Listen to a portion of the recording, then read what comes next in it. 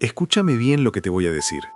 ¿Alguna vez entraste a la casa de un vecino y sentiste que algo no cuadraba?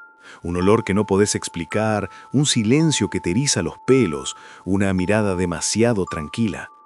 Soy Daniel y hoy vamos a viajar a Plainfield, Wisconsin, 1957.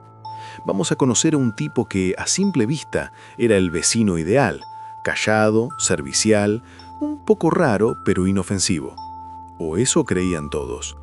Hasta que la policía entró a su granja buscando a una mujer desaparecida y lo que encontraron, mira, ni la película más enferma de Hollywood se animó a tanto. Ponete cómodo, porque hoy te cuento la historia del carnicero de Plainfield, el hombre que nos enseñó que el verdadero horror duerme en la pieza de al lado. Para entender la oscuridad que habitaba en Ed, primero tenés que entender el infierno que era su casa. Ed no nació siendo un monstruo, lo fabricaron, pieza por pieza. Todo empieza con Augusta, su madre. Imagínate a una mujer con una voluntad de hierro, fanática religiosa que odiaba al mundo y sobre todo odiaba a las mujeres. Ella estaba convencida de que todas, menos ella, eran instrumentos del pecado, recipientes de inmundicia, así les decía. Se mudaron a una granja aislada en Plainfield, Wisconsin, por una sola razón.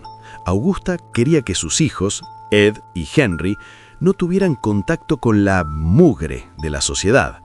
Y ahí, en ese aislamiento total, empezó el lavado de cerebro. Ed creció escuchando a su madre leerle pasajes del Antiguo Testamento todas las tardes, hablándole sobre el Apocalipsis, sobre el castigo eterno y sobre cómo el deseo carnal te condenaba al fuego. Fíjate vos qué fuerte habrá sido ese impacto. Ed era un nene que intentaba desesperadamente hacer amigos en la escuela, pero si Augusta lo veía hablando con alguien, lo castigaba brutalmente, lo humillaba, le decía que era un debilucho, un inútil. Y Ed, en lugar de rebelarse, se obsesionó con ella. Se volvió su sombra. Su amor por ella era algo muy turbio. Era una mezcla de adoración divina y un terror absoluto. Y el padre, mira, el padre era un fantasma. Un tipo alcohólico, violento de a ratos, que no tenía ni voz ni voto en esa casa. Augusta lo despreciaba tanto que le prohibía a los chicos tenerle respeto. Ed creció viendo cómo su madre anulaba a cualquier figura masculina. La única ley en esa granja era la palabra de Augusta. Pero pará, que acá es donde la cosa se pone más densa. Henry, el hermano mayor, empezó a notar que la relación de Ed con su madre no era normal. Era enfermiza. Henry empezó a cuestionar a Augusta, a decirle que estaba loca, y Ed no pudo soportarlo. Para Ed, atacar a su madre era atacar a Dios. Poco tiempo después, Henry murió en un incendio accidental cerca de la granja. Los médicos dijeron que fue asfixia, pero escúchame bien. El cuerpo tenía marcas sospechosas en la cabeza, y Ed fue el que guió a la policía directo al cadáver en medio de la oscuridad. Yo no sé qué pensás vos, pero a mí me parece que ahí fue donde Ed probó por primera vez lo que era eliminar a alguien que estorbaba en su mundo ideal. Cuando finalmente Augusta muere en 1945, Ed se queda solo, totalmente solo en esa granja inmensa. Y ahí es donde el nudo en su cabeza termina de apretarse. Selló el cuarto de su madre, lo dejó intacto, como un mausoleo, y él se quedó viviendo en la cocina y en una piecita mugrienta. No sabía cómo ser un hombre, porque Augusta nunca lo dejó serlo. Así que en su locura, decidió que la única forma de seguir viviendo era transformarse en ella, literalmente. Empezó a leer libros de anatomía, a estudiar cómo se curtía la piel, a imaginar cómo sería volver a sentir a su madre cerca. Es una locura pensar que mientras los vecinos lo veían pasar y lo saludaban como al pobre Ed, él estaba en esa cocina oscura planeando su primera visita al cementerio, buscando una mujer que se pareciera a la única persona que había amado en su vida. Bueno, prepárate porque acá es donde la historia deja de ser triste y se vuelve una pesadilla total. Una vez que Ed se quedó solo, el tornillo que le faltaba terminó de saltar por los aires. El tipo empezó a frecuentar el cementerio de Plainfield, pero no para llevar flores, ¿viste? Iba de noche, con una pala y un carrito. El tipo desenterraba cuerpos de mujeres que le hacían acordar a su madre. Y escúchame bien porque esto es muy, muy fuerte. Si llevaba los cadáveres a su cocina, les sacaba la piel con una precisión de cirujano y empezaba a decorar su casa. Hace una pausa e imagínate esto. La policía entra en la granja buscando a Bernice Worden, una vecina que había desaparecido esa misma mañana. Entran en la cocina de Ed con las linternas, porque no había luz. El lugar era una mugre, y de repente el haz de luz pega en el techo. Había un cuerpo colgado de los tobillos, abierto al medio como si fuera un ciervo en una carnicería. Era Bernice, sin cabeza, sin nada. Yo no sé qué pensás vos, pero a mí me corre un frío por la espalda de solo pensarlo. Pero eso no era lo peor, ojalá hubiera sido solo eso. Cuando empezaron a revisar las habitaciones, los tipos no podían creer lo que veían. Encontraron cuencos hechos con cráneos humanos. Sí, así como te lo digo, Ed comía en la cabeza de alguien.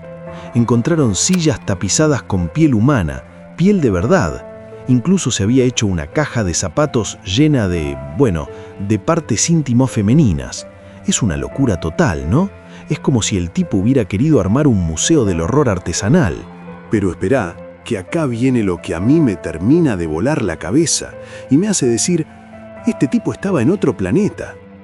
Ed no solo coleccionaba partes, él se estaba fabricando ¿cómo te lo explico?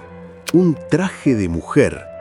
Se había hecho un chaleco con un torso femenino, una máscara con el rostro de una de sus víctimas y hasta una especie de calzas hechas con piel de pierna humana. El tipo se ponía todo eso encima y salía a bailar al patio de su casa bajo la luz de la luna, pretendiendo que era su madre. A ver, seamos sinceros. ¿Me vas a decir que nadie en el pueblo sospechaba nada? Dale, el tipo era raro, sí, pero le daban de comer a sus hijos. Lo dejaban entrar a sus casas. Eso es lo que más me indigna de este caso, ¿viste? Esa confianza ciega en el buen vecino. Ed era un tipo que te ayudaba a arreglar la cerca, mientras en su bolsillo capaz tenía la oreja de una mujer desaparecida. Es algo que no te entra en la cabeza, te lo juro. Fíjate vos hasta dónde llega la perversión, que cuando le preguntaron por qué hacía todo eso, el tipo respondió con una tranquilidad que asusta. Para él era como una manualidad, era su forma de no sentirse solo. Yo te digo la verdad, para mí, Ed Gein es la prueba viviente de que el mal no siempre grita. A veces el mal es un tipo callado, bajito, que te sonríe de lejos, mientras en su sótano está cosiendo una realidad que te daría ganas de no volver a cerrar los ojos nunca más. Y ahora, escúchame bien, porque el final de Ed no fue el de una película de terror donde el monstruo muere en una explosión épica. No, la realidad es mucho más decepcionante y a la vez más inquietante. Cuando la policía terminó de sacar las cajas de cartón llenas de restos humanos de esa granja, el pueblo de Plainfield entró en un estado de shock total. Imagínate vos que la gente no podía ni salir a la calle. Los vecinos, esos mismos que le daban de comer a sus hijos, a Ed, estaban aterrorizados pensando ¿qué me dio de comer este tipo cuando vino a casa? Porque circuló el rumor de que Ed les regalaba carne de venado, que, saquen sus propias conclusiones. Es un asco, ¿viste? Es una locura pensar que el horror se te puede filtrar en la cocina así de fácil. Pero acá viene un hecho que me encanta, el misterio de la granja. Poco antes de que la casa de Ed fuera subastada para convertirla en un museo del horror, porque sí, siempre hay algún enfermo que quiere lucrar con eso, la propiedad ardió hasta los cimientos en medio de la noche. Nadie vio nada, nadie escuchó nada. Pero cuando le avisaron a Ed en el psiquiátrico que su casa se había quemado, ¿sabés qué dijo el tipo? Solo dijo, igual de bien. Como si supiera que ese lugar ya no pertenecía a este mundo. Para mí fueron los mismos vecinos los que prendieron el fósforo, y la verdad, yo los entiendo. Hay cosas que la tierra no puede tragar, hay que quemarlas. ¿Y qué pasó con el buen Ed? Pasó el resto de sus días en institutos mentales. Y acá viene el facto que te va a dejar helado. Todos los que lo trataron decían que Gain era el paciente modelo. El tipo era educado, amable, hacía manualidades, esta vez con papel, por suerte. Y nunca, pero nunca mostró un gramo de arrepentimiento. Ni uno. Para él, lo que había hecho en ese sótano era tan natural como respirar. Murió en 1984, de un fallo cardíaco, tranquilito en su cama, a los 77 años. Un tipo que desmembró gente y decoró su casa con restos humanos murió con más paz que muchas de sus víctimas. No me digas que el mundo no es un lugar injusto a veces, ¿no? Así que, antes de cerrar, te dejo una pregunta para que me la contestes ahí abajo, en los comentarios. Me interesa de verdad tu opinión. Después de escuchar todo esto, ¿vos realmente crees que conocés a la gente con la que vivís? ¿Ponés las manos en el fuego por ese vecino que te saluda todas las mañanas? ¿O pensás que todos, en el fondo, guardamos un sótano bajo la alfombra donde escondemos lo que realmente somos? Bueno, che, hasta acá llegamos con este primer expediente. Si te bancaste toda esta historia sin sacarle la mirada a la pantalla, déjame decirte que sos de los míos. Te gusta asomarte al abismo y ver qué hay del otro lado. Como ves, este es mi primer video acá, así que haceme la gamba y suscríbete a mi canal que recién estoy acomodando los papeles en el escritorio y tengo una parva de casos que te van a dejar recalculando una semana. Déjame un comentario ahí abajo contando qué te pareció este debut, que los leo a todos mientras chequeo que mi vecino no esté cosiendo cortinas de piel en el patio.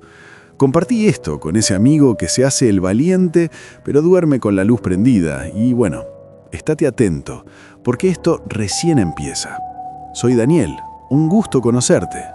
Chau, chau.